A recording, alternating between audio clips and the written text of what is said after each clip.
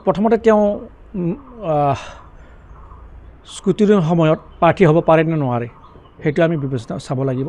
তাৰপিছতে আমি ইয়াৰ প্ৰতিক্ৰিয়া দিব পাৰিম, ইয়াৰ পিছত প্ৰতিক্ৰিয়া দিব পাৰিম। যিটো হাইকোৰ্টৰ ৰায় চলি আছে 27 তাৰিখে হয়তো তেওঁলোকৰ ভাৰ্ডিক্টটো ফাইনেল হ'ব। তাৰপিছত যদি তেখেতে ন্যায়ালয়ৰ ভাৰ্ডিক্ট মতে ইলেকশ্যন খেলিব পাৰে, স্বাগতম জনাম। প্ৰতিদ্বন্দ্বিতা হ'ব ইলেকশ্যনততো প্ৰত্যেকৰ সৈতে প্ৰতিদ্বন্দ্বিতা হ'ব, প্ৰত্যেকে প্ৰতিদ্বন্দ্বিতা কৰিম বুলিয়ে প্ৰতিদ্বন্দ্বিতা নামিব। মূল প্ৰতিদ্বন্দ্বী কোন? মইতো কাকো মূল প্ৰতিদ্বন্দ্বী বুলি ভবা নাই, কিন্তু প্ৰত্যেকেই প্ৰতিদ্বন্দ্বিতাত আহিব। আৰু পাৰ্টীৰ তেওঁলোকৰ পাৰ্টীত হাই প্ৰফাইল নেতা আছে, UPPলত আছে, BPFত আছে, BJPও ছাপোৰ্ট কৰি আছে UPPলক, নেতা আছে, কিন্তু প্ৰাৰ্থী দুজন হাই প্ৰফাইল মই মানি নলওঁ। কাৰণ তেওঁলোকে যদি হাই প্ৰফাইল হয়, ময়ো হাই প্ৰফাইল হয়, হাম কিছিছে কম নেহি। মূল কেনেকুৱা ইছ্যু লৈ যাব আপুনি ৰাইজৰ ওচৰত? ইছ্যুটো যথেষ্ট আছে। মই অকল কোকৰাঝাৰ লোকসভা সমষ্টিৰ কথাই ক'ব বিচৰা নাই। BTRত এনেকুৱা কিছুমান মেজৰ ইছ্যু আছে যিবিলাক ইছ্যু কিয় সমাধান কৰা নাই ৰাজনৈতিক দলবিলাকে মই ভাবি নাপাওঁ। ঘূৰি ফুৰি গম পাইছোঁ ইয়াত মেইন ইছ্যু হৈছে ভূমিৰ অধিকাৰ। ভূমিৰ অধিকাৰ 22 লক্ষ জনতাৰ ভূমিৰ অধিকাৰ নাই BTRত। ঠিক তেনেদৰে ৰাজনৈতিক অধিকাৰ। আপোনাৰ সামান্য উদাহৰণ দিওঁ, কোকৰাঝাৰ লোকসভা সমষ্টিত প্ৰায় 16 লাখ ভোটাৰ আছে, তাৰে ভিতৰত প্ৰায় 6,20,000 ভোটাৰ ST, বাকীখিনি নন ST। কিন্তু 16 লাখ ভোটাৰে বাকী 10 লাখ ভোটাৰক বিগত বহুত বছৰ ধৰি শাসন কৰি আছে। তাৰ মানুহ ক্ষোভিত হৈ আছে, যাৰ বিনিময়ত বিগত 2টা টাৰ্মছত হীৰা হৰণীয়াই সেই ইছ্যুটো লৈ পেলাই জয়ী হ'ব পাৰিছিল।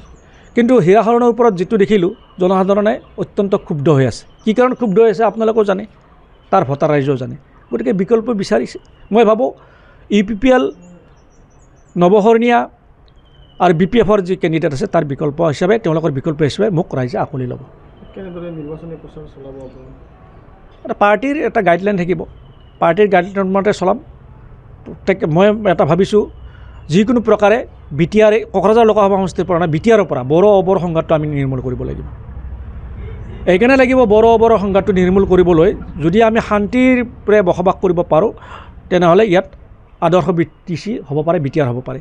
যদি শান্তি নাথাকে তেতিয়াহ'লে ইয়াত কেতিয়াও আদৰ্শ BTR হ'ব নোৱাৰে। কিন্তু শান্তি বাহাল ৰাখিবলৈ হ'লে, বড়ো অবৰ সংঘাতটো নিৰ্মূল কৰিবলৈ হ'লে যিখিনি অধিকাৰ মই আগতে কৈছোঁ, ভূমিৰ অধিকাৰ, ৰাজনৈতিক অধিকাৰ, খোৱাপানীৰ সমস্যা, হাতী মানুহৰ সংঘাত, ভোটাৰৰ সমস্যা, NRCৰ সমস্যা বা অন্যান্য আনুষংগিক যিবিলাক মেজৰ সমস্যা, এইবিলাক সমাধান কৰাৰ পিছতহে বড়ো অবৰৰ সংঘাতটো নিৰ্মূল হ'ব পাৰে। আৰু তেতিয়া BTRত শান্তি আহিব আৰু তেতিয়া বড়ো পলিটিক্সটো এটা উত্থান ঘটিব।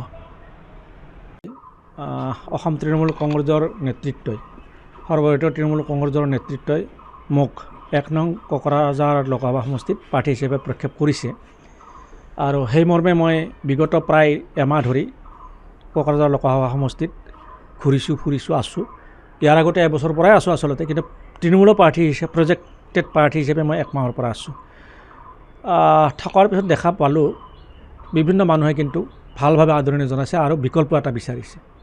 বিকল্প বিচাৰিছে BPFৰ পৰা, বিকল্প বিচাৰিছে UPPলৰ পৰা, বিকল্প বিচাৰিছে আমাৰ বৰ্তমানৰ সাংসদ নৱশৰণীয়াৰ পৰা। আৰু বিকল্প হিচাপে মই ভাবোঁ TMCৰ তৃণমূল কংগ্ৰেছৰ প্ৰাৰ্থী হিচাপে আমাক তাৰ ভোটাৰ জনসাধাৰণে আঁকোৱালি ল'ব। এইটো মোৰ দৃঢ় বিশ্বাস আৰু সেইটোৱে মই অনুভৱ কৰিছোঁ।